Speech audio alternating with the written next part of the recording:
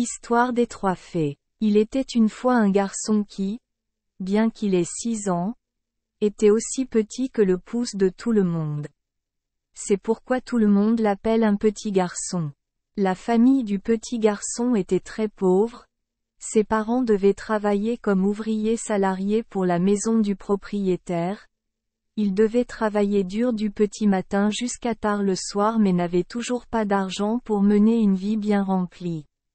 Littleton voyait ses parents en difficulté, alors il se sentait désolé pour eux et voulait juste travailler pour gagner de l'argent et aider ses parents.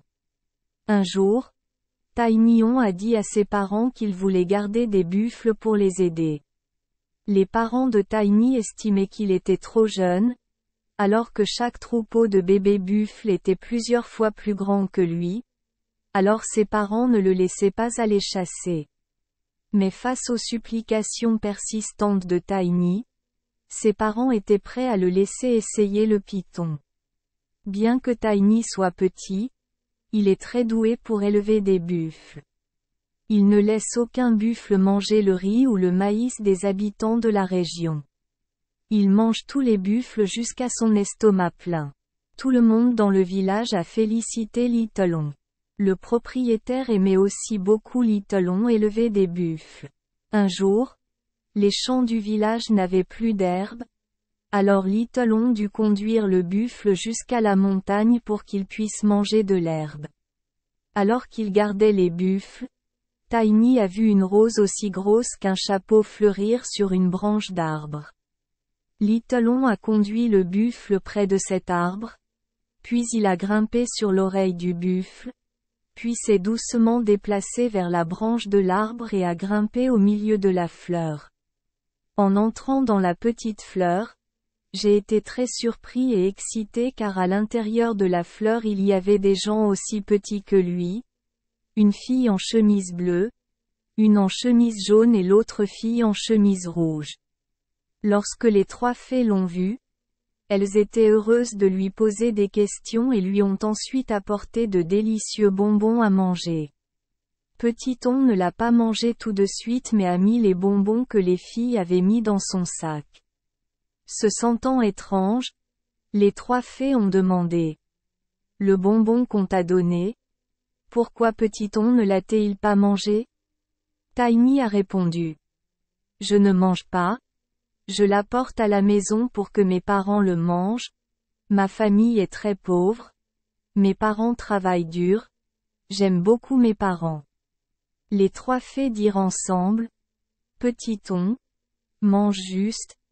Il nous reste encore beaucoup de bonbons. Après avoir mangé, nous aiderons Littleton.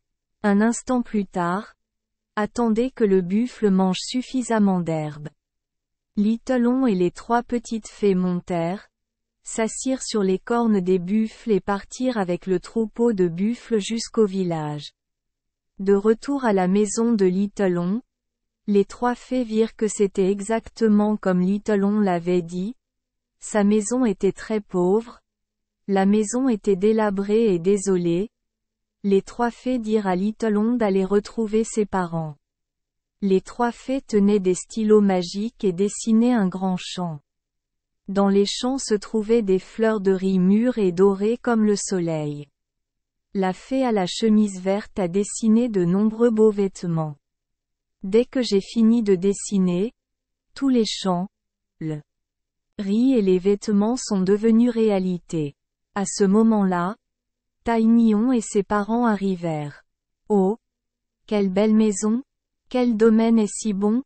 Qui a autant de vêtements? Les trois fées à l'intérieur de la maison sont sorties saluer les parents de Littleton et ont dit. Nous vous aidons, vous et Littleton. À partir de maintenant, vous n'êtes plus pauvres tous les deux.